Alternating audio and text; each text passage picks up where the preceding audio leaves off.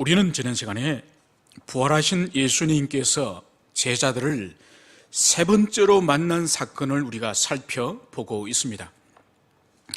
예수님께서는 제자들에게 세 번째로 만남의 시간을, 만남의 장소를 예루살렘이 아니라 갈릴리에서 제자들을 만나고자 하셨습니다. 이것은 주님께서 부활하시기 이전도 그렇고 부활하고 난 이후에도 수차례 주님께서는 제자들을 갈릴리로 부르셨음을 알 수 있습니다. 그러나 12제자 가운데 7제자, 즉 베드로를 비롯하여 7제자만이 주님의 말씀에 순종하여 갈릴리로 올라갔습니다. 그곳에서 제자들은 밤이 새도록 거물질하면서 물고기를 잡으러 갔지만 물고기를 한 마리도 잡지 못했습니다. 이런 새벽에 부활하신 주님의 말씀에 제자들이 그물을 던졌을 때에 많은 물고기를 잡았던 것이죠. 바로 주님께서는 이때 숯불을 피워놓고 생선과 떡을 준비하고 이제 제자들을 위해서 조반을 준비하였습니다. 그리고 함께 조반을 드셨던 것이죠. 이 사건은 주님께서 치밀한 계획 가운데서 이 일이 일어났음을 우리는 알 수 있습니다. 베드로를 비롯하여서 제자들을 회복시키고 그들에게 복음 전파 사명을 다시 무장시키기 위해서 주님께서는 이 일을 계획을 하셨던 것이죠. 예루살렘에서 수많은 사람들이 지켜보는 가운데에 부활하신 당신의 몸을 드러내신 것이 아니라 바로 7제자만이, 그리고 그들이 처음 주님을 만났고 처음 제자로 부르심을 받고 또 주님과 함께 처음 동역을 했던 그 장소가 바로 이 갈릴리가 아니었습니까? 바로 이곳에서 주님을 제자들이 만남으로 말미암아서 그들에게 잃어버렸던 사명, 그들에게 혼란스러운 이 영적 상태를 주님께서는 회복시키기 위해서 바로 이 갈릴리로 불렀던 것이죠. 특히 주님께서는 숯불을 피워놓고 이 숯불 앞에서 베드로를 회복시키시고, 특히 베드로는 사도들 가운데에 바로 수장으로서 그 리더십과 그 직분을 회복시키기 위해서 특별히 숯불을 통하여서 베드로를 주님께서 회복시키기를 간절히 원하셨던 것을 볼 수 있습니다.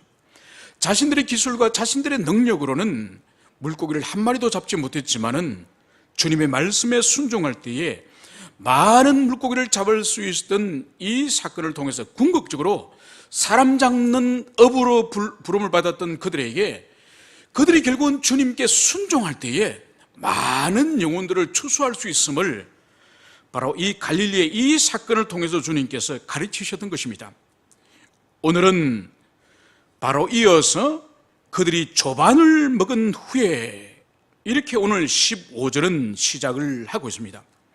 바로 주님과 제자들의 이 관계는 부활하신 이후에도 주님께서는 여전히 제자들과 함께 먹고 마시는 사랑으로 결속되어지는 식탁 공동체라는 것을 오늘 여기서 보여주고 있습니다. 여러분, 이 히브리인들에게 있어서 식탁 공동체는 우리하고 달라요. 바로 이 히브리인들은 이방인들하고 절대로 밥을 같이 먹지 않습니다. 죄인들하고 밥을 먹지 않습니다. 지금도 미국이나 유럽에서 유학을 하는 사람들 가운데에 자기 클래스 안에 유태인들이 같이 공부를 하면은 수업을 끝내고 나서 식사를 같이 하자 그러면 유태인들은 함께 하지 않습니다. 지금도 정통 유태인들은 철저하게 미국에서 생활하든지 러시아에서 생활하든지 일본에서 생활하든지 간에 정통 유태인들은 지금도 이방인들하고 밥을 먹지 않아요. 그러니까 2000년 전이니까 얼마나 그때는 더 철저하게 이런 율법들을 지켰겠습니까? 그러니까 주님께서는 제자들과 함께 사역 공생의 기간에도 식사를 같이 하셨고, 이제 주님이 승천하신 이후에도 초대교회 때 예배를 끝나고 나면은 함께 식사 교제를 하는 애찬 공동체가 바로 초대교회였습니다. 여러분, 그러므로 말미암아서 우리가 예배를 마치고 나서 우리도 밥을 같이 먹지 않습니까? 매주 돌아가면서 식사를 준비하고 그냥 집에 가기까지 배가 고파서 여기서 교회에서 먹고 가는 그런 의미가 아니에요. 함께 먹고 마시는 이것 또한 성도의 교제, 성도의 교제.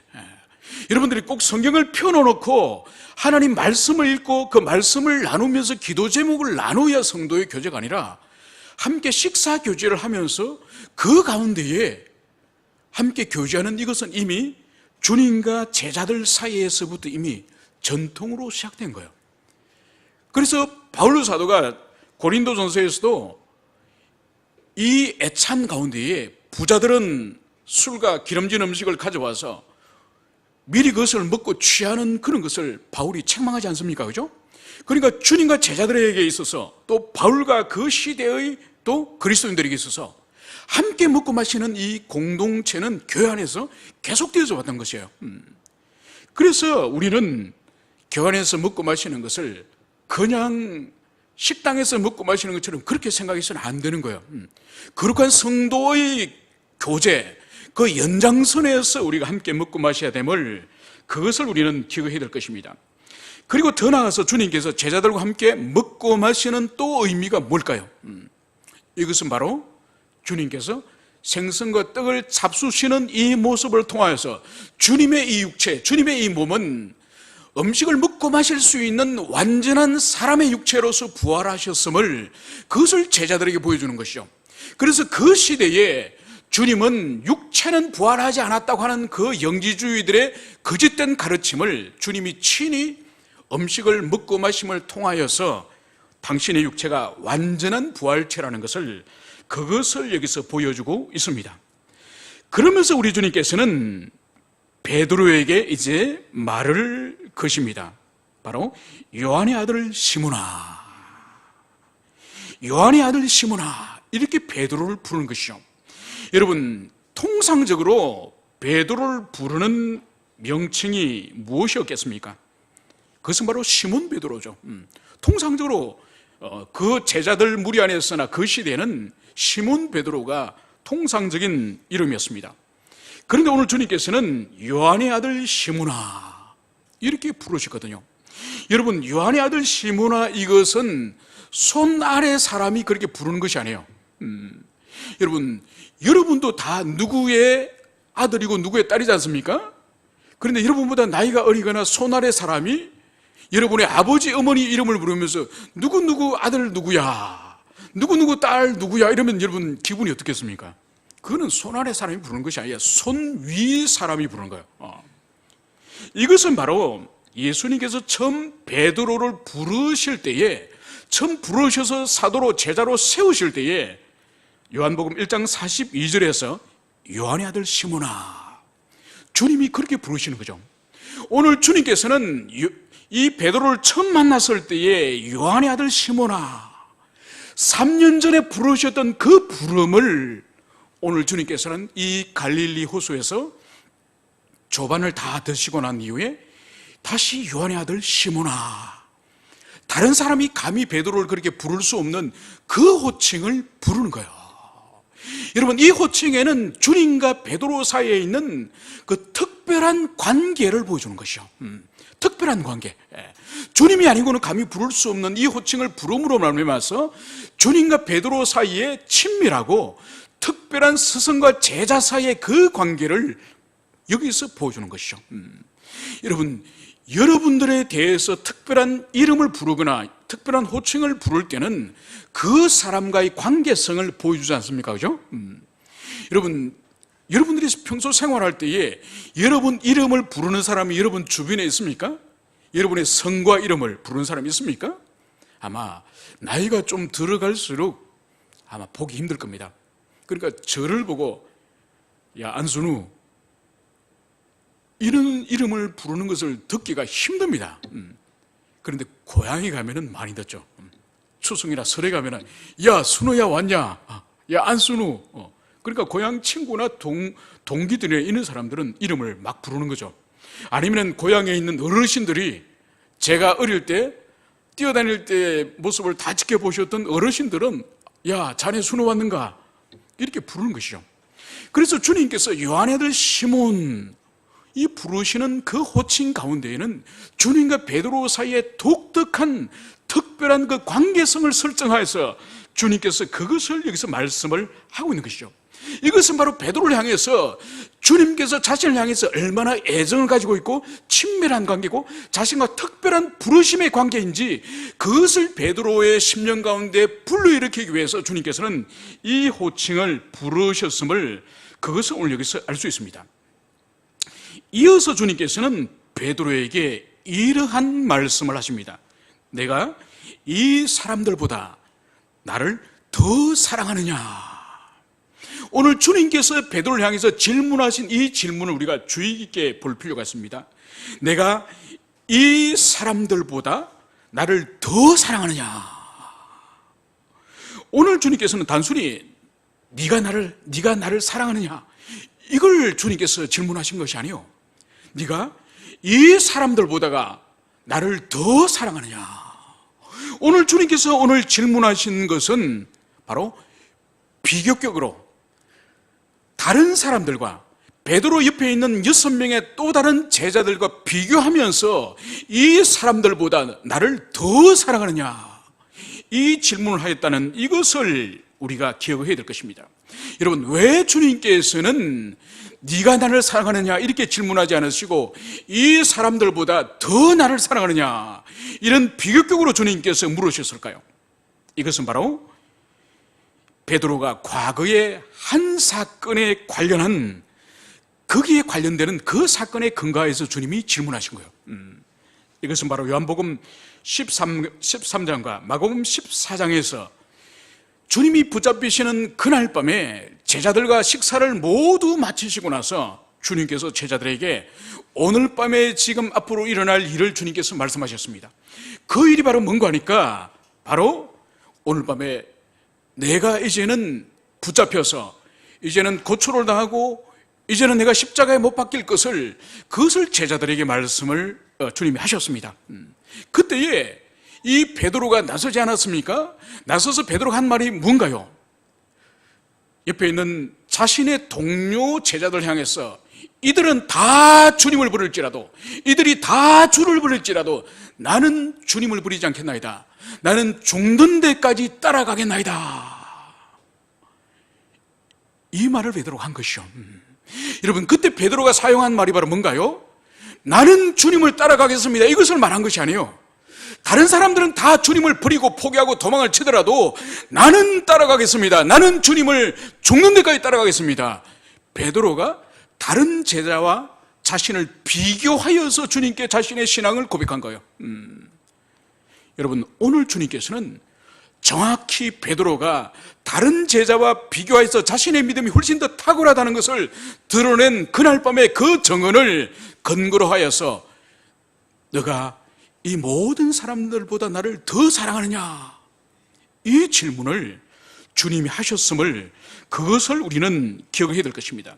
여러분, 그날 밤에 베드로가 제자들 향해서 이들이 다 주님을 부를지라도 나는 주님을 죽는 데까지 따라가겠습니다. 여러분, 베드로가 이 호언장담했던 이 확신을 가지고 했던 이 말이 베드로가 거짓말을 한 것일까요? 과장해서 한 걸까요? 아닙니다. 베드로는 진심으로 그 순간만은 주님을 위해서 죽기까지 헌신하기를 작정했기 때문에 그 말을 하는 거예요. 여러분, 또 하나 질문을 드리겠습니다. 그러면은 가야바의 뜰에, 가야바 제사장의 집에 따라가서 숯불을 쬐다가 여자 계집종이 이 사람도 바로 나사렛 땅입니다. 이 사람도 예수의 제자입니다. 이렇게 지목했을 때에 베드로가 3번 부인하지 않습니까? 여러분, 베드로가 고초를 당하는 것이 두려워서 3번 부인한 이것은 진심일까요? 가짜일까요? 이도 진심이에요. 여러분, 베드로가 주님이 죽는 데까지 따라가겠다고 말했던 그것 또한, 확신 또한 진심이고, 그러나 사람들에게 앞에 둘러싸여가지고 자신이 주님과 함께 체포되면 자신도 십자가 못 박힐지 모른다고 하는 두려움 때문에 주님을 3번 모른다고 부인한 그것 또한 베드로의 진심이에요. 두 개 다 진심이에요. 여러분, 베드로는, 여기서 베드로가 몰랐던 사실이 하나 있습니다. 그것이 뭘까요? 여러분, 사람은 호언장담을 하고 확신을 한다고 할지라도 그 호언장담이나 확신대로 살 수 있는 존재는 아니에요. 마음으로 확신을 할 수 있어요. 마음으로 호언장담을 할 수 있어요. 그런데 그것 따라 사는 것은 또 다른 문제예요. 베드로는 그것을 몰랐던 거예요. 그것을. 여러분, 오늘 주님께서는 네가 나를 사랑하느냐, 네가 나를 이 사람보다 더 사랑하느냐. 오늘 주님께서는 이 15절, 16절, 17절 각 한 절씩마다 베드로를 향해서 네가 나를 사랑하느냐 이 질문을 주님이 하세요. 여러분, 우리 성경을 보면은, 우리 한글 성경에서는 내가 사랑하느냐 이렇게 번역을 하고 있지만은, 그런데 이 요한복음 헬라어 성경을 보면은 이 사랑이라는 이 단어가 제각기 달라요. 왜냐하면은 헬라어에는 사랑이라고 하는 이 단어가 용법에 따라서 네 종류의 사랑이 헬라어에는 있습니다. 그러니까 남녀간의 육체적인 사랑을 의미하는 것은 에로스라고 불리죠, 그죠? 에로스입니다. 그러나 친구지간의 우정, 정신적인 사랑, 이것은 필레오로 불립니다. 그리고 가족지간에, 그러니까 부모가 자식을 사랑하고 자식이 부모를 사랑하고, 그리고 또 형제끼리 사랑하고, 이 사랑은 스트로게라 불립니다. 그래서 이 사랑은 또 다른 질을 가지고 있는 것이죠. 그리고 마지막으로 신적인 사랑, 가장 숭고하고 가장 완전한 사랑이 신적인 그 사랑을 우리는 아가페라고 부르는 거예요. 우리 한글성에서는 예수님께서 3번씩이나 베드로를 향해서 사랑하느냐고 질문하셨고, 베드로는 주님을 향해서 사랑한다고 이렇게 기록을 하고 있지만, 이 헬라어는 다른 것입니다. 어떻게 다르냐? 예수님께서는 첫 번째와 두 번째의 질문을 네가 나를 아가페로 사랑하느냐, 첫 번째, 두 번째는 아가페 사랑을 질문하셨고, 세 번째의 질문은 바로 필레오의 사랑을 질문하셨습니다. 그런데 베드로의 대답은 주님의 첫 번째, 두 번째, 세 번째 질문 모두 다 베드로는 필레오로서의 주님을 사랑합니다, 이 대답을 하는 거예요. 여러분, 여기서 해석의 필요가 여기서 나타납니다. 여러분, 어떤 해석학자들은 이 요한복음이나 신약 안에서 이 에로스나 이 필레오나 아가페나 이것이 혼용되어서 사용되기 때문에 이것은 구별해서 해석할 필요가 없다, 이렇게 말하는 사람들이 있습니다. 그러나 그렇지 않습니다. 왜냐하면 이 헬라어를 예수님께서는 사랑으로 질문하셨지만은, 그러나 원래 예수님께서 베드로에게 아가페나 필레오로서 주님이 질문하지 않으셨습니다. 예수님이 그 당시 제자들과 사용한 언어는 아람어예요. 이 요한복음 원어인 헬라어를 사용하지 않았습니다. 예수님은 아람어를 사용하셨고, 그 아람어로 네가 나를 사랑하냐고 질문하셨던 그것을 이후에 사도 요한이 성령의 감동에 의해서 기록할 때에 예수님이 3번의 사랑을 말씀하실 때에 아가페 그리고 필레오로 주님 물으셨던 거예요. 이것은 아무런 의미 없이 질문하신 것이 아니라는 거예요. 왜냐하면 성령께서는 한 단어 한 단어를 성령의 기자들이 기록할 때에 영감하셔서 그 단어가 기록되도록, 그 영혼을 기록되도록 주님이 영감하셨기 때문에 왜 2번을 아가페로 물으셨고 왜 한 번은 필레오로 물으셨는지, 이것은 성령의 역사로 인해서 기록되었기 때문에 우리가 주님이 질문하셨고 베드로가 대답하는 이 가운데에 아가페와 필레오를 의미를 부여하여서 해석할 필요가 있다는 것을 여기서 말씀을 드립니다. 그래서 우리는 이 아가페와 이 필레오를 의미 없이 하나로 통일시켜서 해석하기보다는 제각기의 의미를 부여하여서 그 의미를 함께 우리가 살피기를 원합니다. 그러면 오늘 주님께서 먼저 15절에서 베드로에게 이렇게 질문하신 거죠. 내가 이 사람들보다 나를 더 아가페적인 사랑을 하느냐, 이 질문을 주님이 베드로에게 물었던 것이죠. 그러니까 너가 다른 사람보다 더 나를, 이런 아가페 신적인 사랑으로서 너가 나를 더 사랑하느냐, 이 질문 앞에서 오늘 베드로의 오늘 답변이 뭘까요? 여러분, 예전 같았으면은 혈기 넘치고 열정적인 주님의 그 공생의 사역의 초기 때만 하더라도 만약 예수님께서 너가 나를 아가페로 사랑하느냐 이 질문을 했을 때에 베드로가 뭐라고 대답을 했을 것 같습니까? 그렇죠, 주님. 저도 당연히 주님을 아가페로 하죠. 아가페로 사랑하죠. 누가 주님의 제자치고 필리오로 사랑하는 사람이 누가 있습니까? 당연히 아가페로 주님을 사랑하죠. 아마 예전 같았으면은 베드로가 호언장담하면서 자신이 아가페적인 사랑을 한다고 주님께 그렇게 대답을 했을 겁니다. 그런데 오늘 이 베드로의 이 질문은 아가페가 아니에요. 답변 아가페가 아니에요. 내가 주님을 사랑한다고 하는 이 사랑의 고백은 바로 저는 주님을 필리오로 사랑합니다. 동료로서, 우정으로서, 정신적인 그런 유대로서의 사랑을 합니다. 이 고백을 하는 거예요. 여러분, 이 고백을 주님이 들으셨을 때에 주님의 마음에 어떤 느낌이 왔을까요? 어떤 느낌이 왔을 것 같습니까? 베드로가 변화되었음을 느끼지 않겠습니까? 그죠? 예전 같았으면 호언장담하면서 그렇죠, 제가 아가페로서 당연히 주님을 사랑하죠, 이렇게 열정적으로 답변할 이 베드로가 오늘 감히 아가페는 입에 말을 올리지도 못하고 그렇습니다, 제가 주님을 필레오로서 사랑합니다, 이 답변을 하는 것이죠. 여러분, 여기서 우리가 또 주목할 것이 하나가 있는데 바로 뭔가 하니까 예수님이 질문을 하시는 이 사랑의 시제를 우리가 주목해야 돼요. 바로 뭔가 하니까 네가 나를 사랑하느냐 할 때 주님이 물으시는 이 질문은 현재의 시제로 지금 주님이 물으시는 거예요. 여러분, 이것은 큰 의미가 있습니다. 과거에 네가 나를 사랑했느냐 이것을 묻지 않으세요. 앞으로 장래에 네가 나를 이제는 사랑할 것이냐 이걸 묻는 것이 아니에요. 지금 현재 너가 나를 사랑하느냐 이것을 묻는 거예요. 여러분, 현재 사랑이 없으면서, 현재 사랑하지 않으면서, 어떤 대상이든지 간에 현재 사랑하지 않으면서 과거의 그 대상을 사랑하는 것이 의미가 있습니까? 현재 그 사랑의 대상을 사랑하지 않으면서 장래적으로 앞으로는 사랑하겠다고 결심하는 것이 의미가 있습니까? 다 의미가 없습니다. 여러분, 남녀의 사랑을 비유로 들어봅시다. 과거에 한때는 열애하면서 뜨겁게 사랑을 했습니다.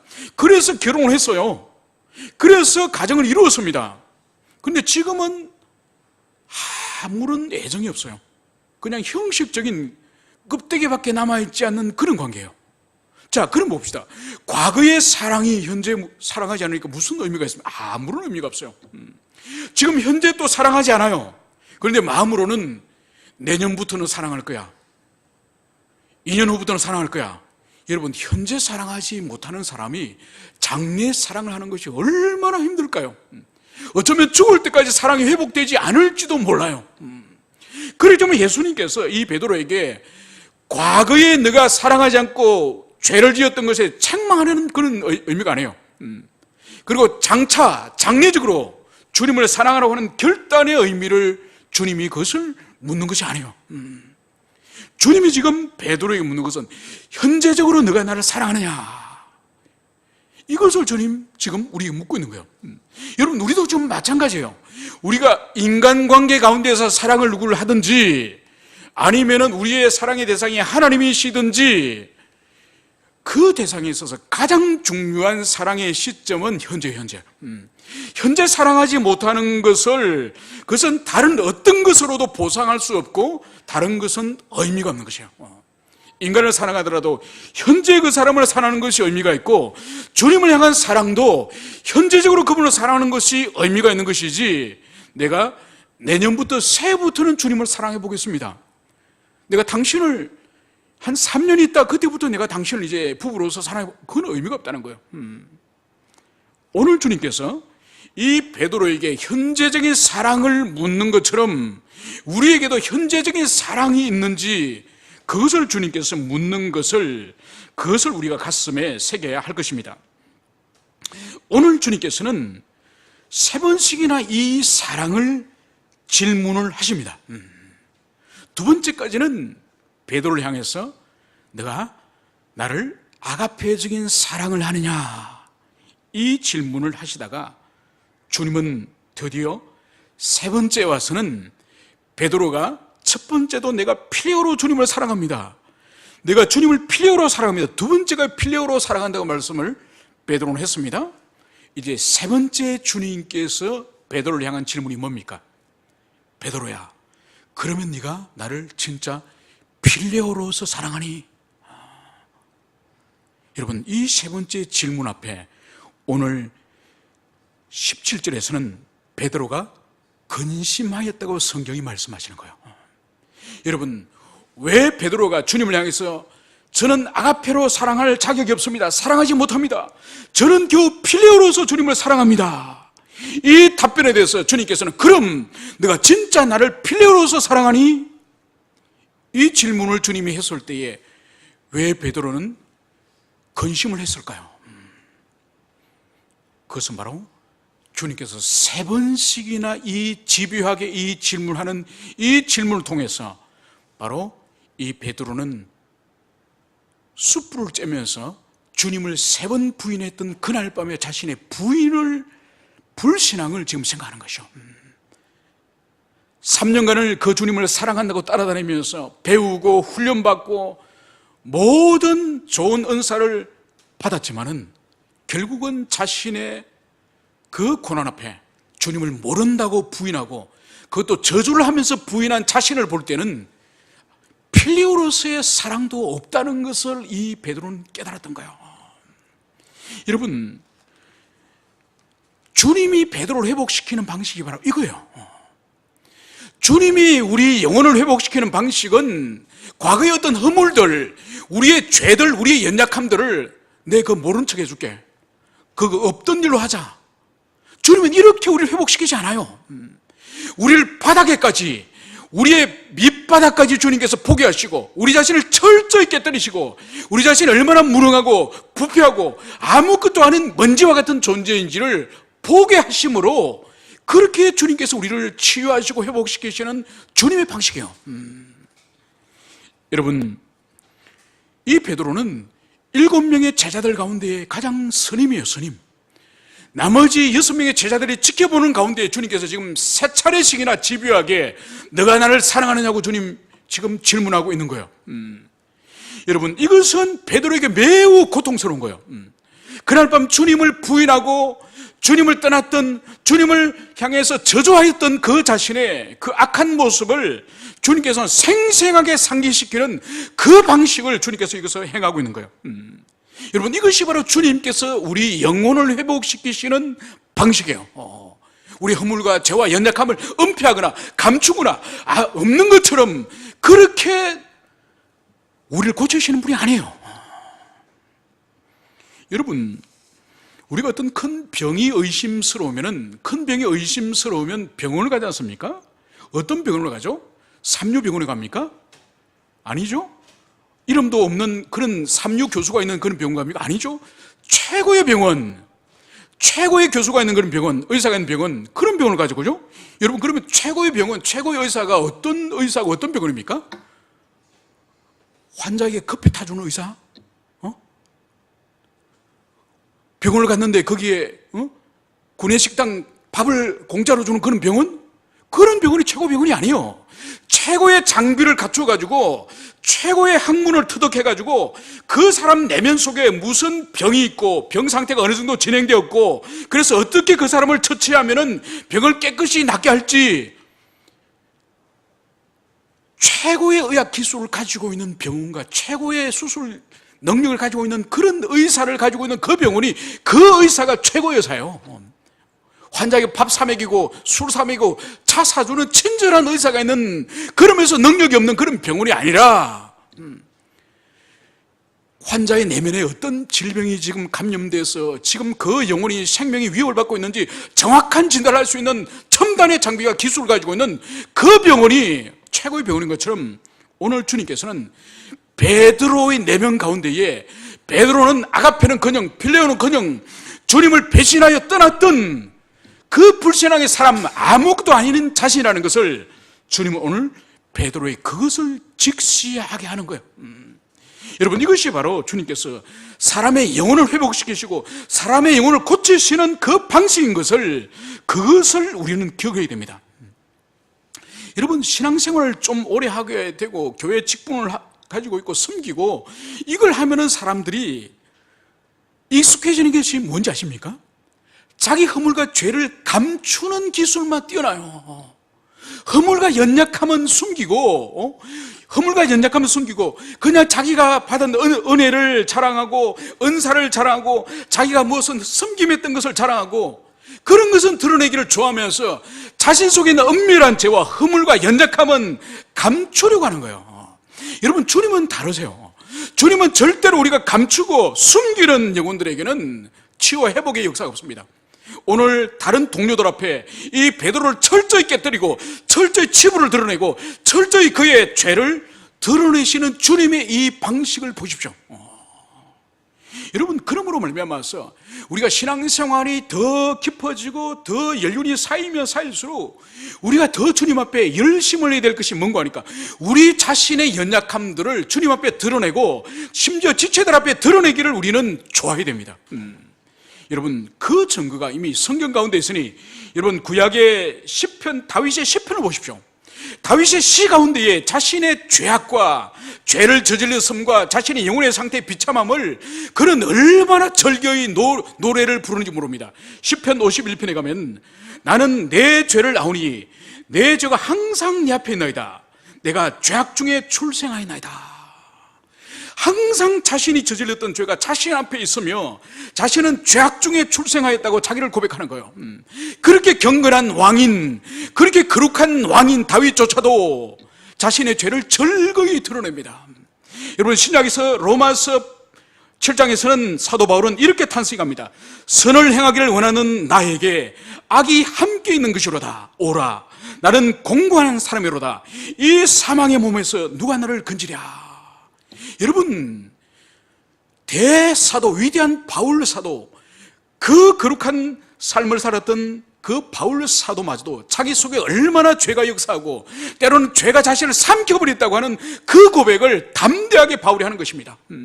여러분, 주님과 성경이 일관되게 우리들에게 가르치는 것은 너의 죄를 감추지 말고 주님 앞에 드러내고 그것을 주님 앞에 인정하라는 것이, 그것이 성경이 가르치며 그때 주님께서 고치시고 그때 성령께서 역사하시겠다고 하는 그것이 성경의 가르치는 것이에요. 오늘 주님께서는 이 따가운 책망을 하는 이 주님의 이 말씀 앞에 오늘 베드로는 자리를 떠나지 않습니다.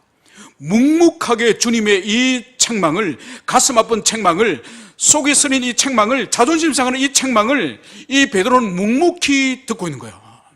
여러분, 이것을 통해서 우리가 알 수 있는 것이 바로 요한복음 10장에 양은 그 목자의 음성을 듣나니.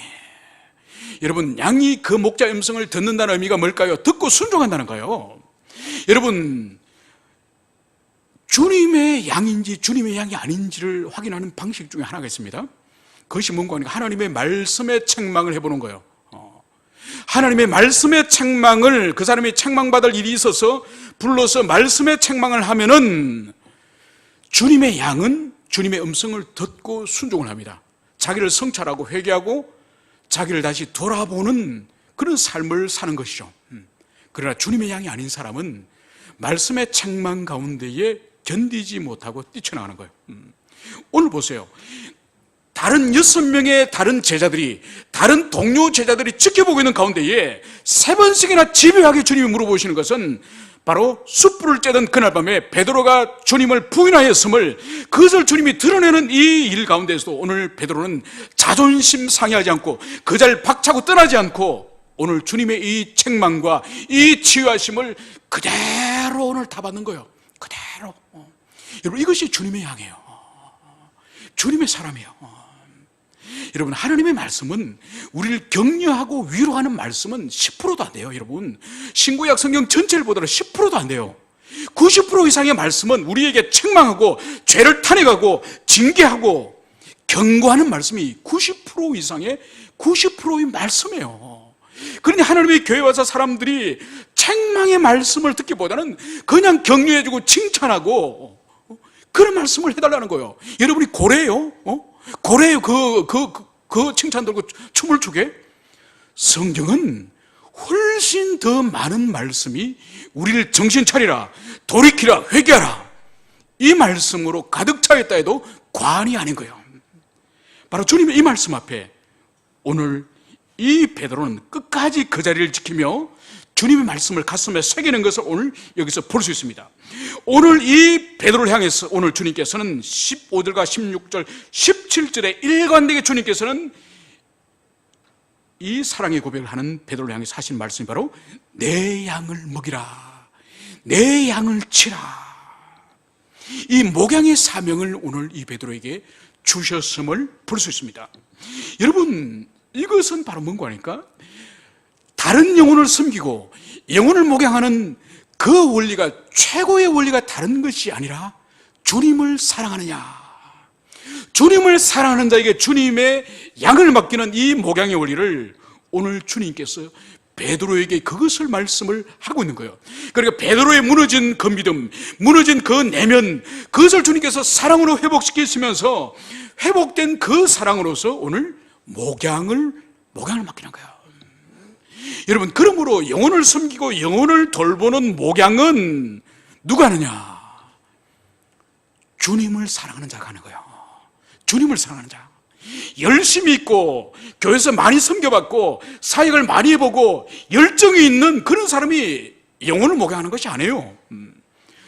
주님을 사랑하느냐, 주님을 사랑하는 자가 영혼을 목양할 자격이 있음을 오늘 예수님이 오늘 여기서 말씀하신 거예요. 그래서 베드로의 영혼을 회복시키시면서 사랑의 고백을 통해서 오늘 주님께서는 베드로에게 목양의 사명을 오늘 맡기시는 것을 오늘 여기서 볼 수 있습니다. 여러분, 오늘 여기서 우리가 주님이 하신 이 말씀이 우리가 이미 주님께서 초기에, 사역의 초기에 베드로에 하신 말씀이 마태복음 4장 19절에서 주님께서 베드로를 처음 직면하고 그를 제자로 부르실 때 주님이 이렇게 말씀하셨습니다. 내가 너희를 사람 낚는 어부가 되게 하겠다.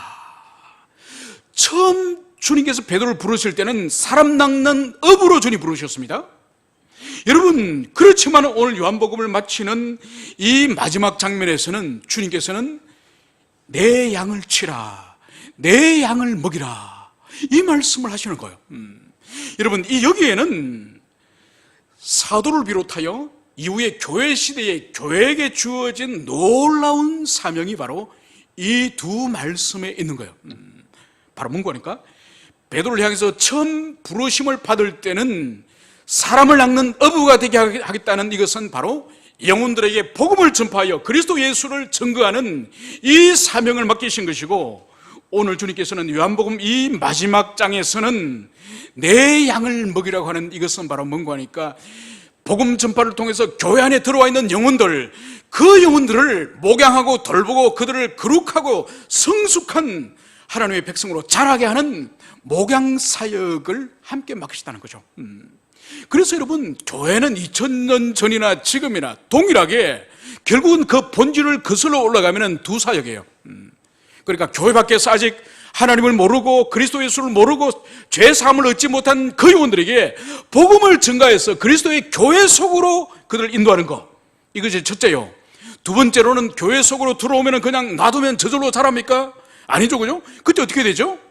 오늘 주님 말씀하신 것처럼 내 양을 치라, 내 양을 먹이라.